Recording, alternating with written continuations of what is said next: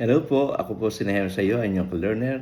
Ako po ay nag-iimbita sa inyo na sana panoorin nyo ang aking latest na video na kung saan ay itinalakay ko po ang ikalawang Korinto Kapitulo 8. At dito ay ipinakita ni Apostol Pablo yung kagandahang loob ng mga taga-Macedonian Church na kung saan ay sa labis na kanilang kahirapan ay nakuha pa nila na magbigay ng tulong sa mga kapatid nila na naandun sa Jerusalem na labis na nagdurusa.